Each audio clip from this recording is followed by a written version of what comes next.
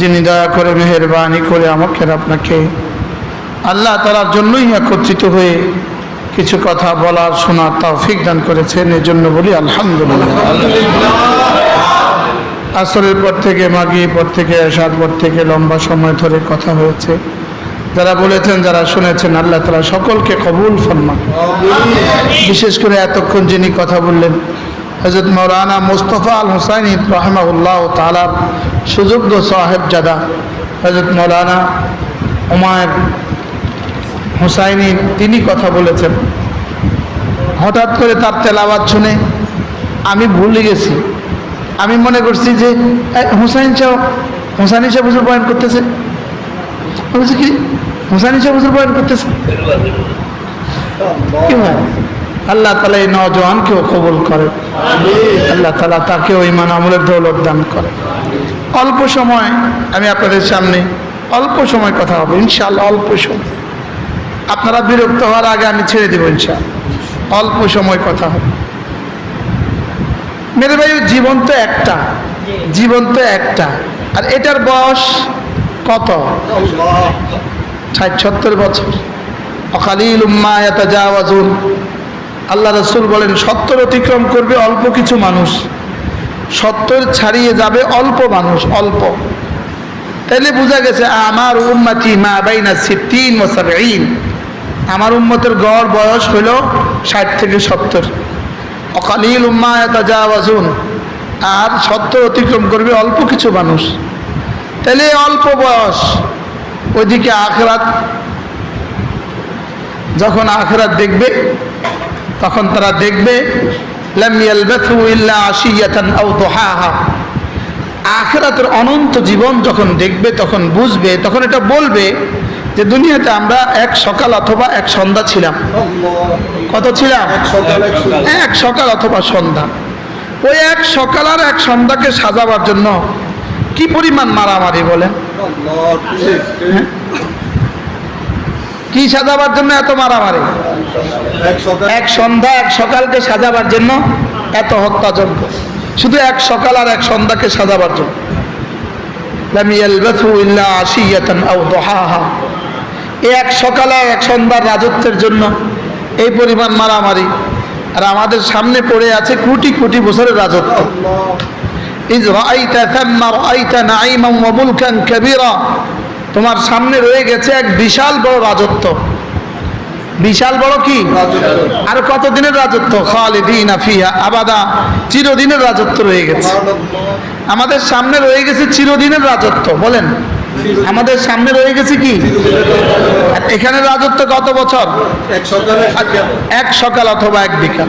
তো এক সকাল আর এক বিকাল থেকে তো 79 বছর চলে গেছে। আমাদের জনৈক ব্যক্তির চলে গেছে 79 বছর। কত বছর চলে গেছে? 79তম জন্ম তারিখ চলতেছে। 79তম, কততম জন্ম তারিখ চলতেছে? 79তম জন্ম তারিখ চলতেছে। তো এটা পুরো হায়াত যদি হয় এক সকাল এক বিকাল, 79 বছর চলে গেলে আর কত বাকি আছে? হ্যাঁ, কি ভাই, আর কতদিন বাকি আছে? আমি কি ভুল বলছি? 79 না 76? 76তম জন্ম তারিখ চলতেছে। তো যদি আমার 76তম জন্ম তারিখ চলে, আমার আর কত বছর বাকি আছে বলেন? বুঝুন না, আর 76 বছর আশা করা যায়? বয়স চলে 76 বছর, আরো কি 76 বছর আশা করা যায়? তো আশিয়া এক সন্ধ্যা বেলা অথবা দোহাহা এক সকাল বেলা, এক সকাল যদি হয় 86 বছর, তা আর কতদূর বাকি আছে? আমি মনে বুঝাইতে পারিনি এখন। তো এটা বানাবার জন্য যদি এত হত্যাযজ্ঞ, এত কিছু করা লাগে, তো এটা সাজাবার জন্য যদি এত কিছু করা লাগে, তা আমাদের কোটি কোটি বছর সাজাবার জন্য কি কি করা উচিত? বুঝে নাই কথা? আমি বুঝাইতে পারি নাই এখন। আমার সামনে কত কোটি বছর আছে? জান্নাতের কত কোটি বছর আছে? হিসাব নাই। আর দুনিয়াতে আর কত বছর সম্ভাবনা আছে? এখানে আমরা যারা আছে, আমাদেরকে আরো 100 বছর সম্ভাবনা আছে। হ্যাঁ, গত 100 বছর আগের কেউ কি এখানে আছে? 100 বছর আগের কেউ যেমন এখানে নাই, তাহলে আমরা 100 বছর পরে থাকবো না। তাহলে ইল্লা আশিয়াতান আও দুহাহা, এক সকাল অথবা এক সন্ধ্যা সাজাবার জন্যই জীবনের সব কোরবানি করে দিচ্ছি, জীবন উৎসর্গ করে দিচ্ছি এক সকাল আর এক সন্ধ্যাকে সাজাবার জন্য। আর অথচ আমাদের সামনে অপেক্ষা করছে কোটি কোটি বছরের কবর, হাসন, মিজান, ফুলসিরাত, অনন্ত বছরের জান্নাত। কবর, হাসর, মিজান, ফুলসিরাত আর অনন্ত বছরের কি জান্নাত। সীমাহীন বছরের জান্নাত আমাদের জন্য অপেক্ষা করছে। এই জন্য এই জান্নাত সাজাবো কি দিয়ে? এই জান্নাত সাজাতে হয় 24 ঘন্টার জিন্দগি, 3 জিনিস দিয়ে জান্নাত সাজাতে হয়। 24 ঘন্টা আমার 3 কাজ। বলেন 24 ঘন্টা আমার কয় কাজ? 1 নাম্বার ইমানের সাথে থাকা, বলেন। 2 নাম্বার জিকিরের সাথে থাকা। 3 নাম্বার গুনাহ থেকে বেঁচে থাকা। যেমন রাত 12টা বাজে আমার উপরে কোনো নামাজ নাই, আমি এশা পড়ে ফেলছি, ফজর এখনো সময় হয় নাই। রাত 12টা বাজে আমার উপরে রোজা নাই। রাত 12টা বাজে এই সময় যাকাত দেওয়ার ব্যবস্থা নাই। রাত 12টা বাজে এই সময় হজ করার ব্যবস্থা নাই। এই সময় আমার কাজ কি? 1 নাম্বার ইমানের সাথে থাকা, বলেন। 2 নাম্বার জিকিরের সাথে থাকা। 3 নাম্বার গুনাহ থেকে বেঁচে থাকা। সুবহানাল্লাহ। 1 নাম্বার ইমানের সাথে থাকা। এই জন্য রাসূল বলেন, জাদ্দিদু ঈমানাকুম, তোমরা তোমাদের ঈমানকে নবায়ন করো।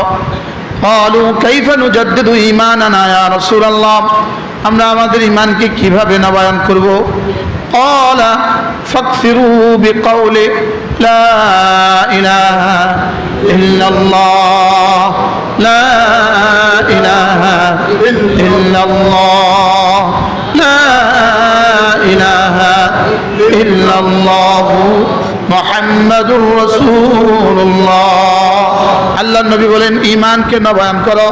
এই হাদিস আমি জীবনে প্রথম শুনি হযরত মাওলানা হাবিবুল্লাহ মিসবাহ রহমাতুল্লাহ জবান থেকে 1988 সালে। তখন আমি টুমচর মাদ্রাসায় হাফতমে তথা 8ম শ্রেণীতে পড়ি। 1988 সালে, আজকে কত বছর আগে? 24 আর 12, 36 বছর আগে। আপনাদের এই এলাকার মানুষ হযরত মাওলানা হাবিবুল্লাহ মিসবাহ রাহমাহুল্লাহ, আল্লাহ তার কবরকে জান্নাতের টুকরো বানিয়ে দেন। তিনি বলছিলেন, তোমরা তোমাদের ঈমানকে নবায়ন করো। ক্বালু, সাহাবা কিরাম বললেন, কাইফা নুজাদ্দিদু ঈমানানা, আমরা আমাদের ঈমানকে কিভাবে নবায়ন করব? রাসূল বলেন, বেশি বেশি কালেমা তয়্যিবা পড়বা। একবার পড়বা, একবার ঈমান নবায়ন হবে। আবার পড়বা, আবার ঈমান নবায়ন হবে। আবার পড়বা, আবার ঈমান নবায়ন হবে। লা ইলাহা ইল্লাল্লাহ, লা ইলাহা ইল্লাল্লাহ, লা ইলাহা ইল্লাল্লাহ, লা ইলাহা ইল্লাল্লাহ মুহাম্মাদুর রাসূলুল্লাহ। কমপক্ষে দিনে 100 বার, রাতে 100 বার। বলেন ইনশাআল্লাহ, বলেন ইনশাআল্লাহ। দিনে 100 বার, রাতে 100 বার। বলেন, একজন বলেন, বলেন বলেন। দিনে 100 বার, রাতে 100 বার। আওয়াজটা কেমন দিবেন যেন নিজের আওয়াজ নিজের কানে পড়ে, এর দূর আওয়াজ দিবেন, নিজের আওয়াজ নিজের কানে পড়ে। একবার এক নিঃশ্বাসে একবার বলবেন, এক নিঃশ্বাসে একবার, লা ইলাহা ইল্লাল্লাহ, লা ইলাহা ইল্লাল্লাহ।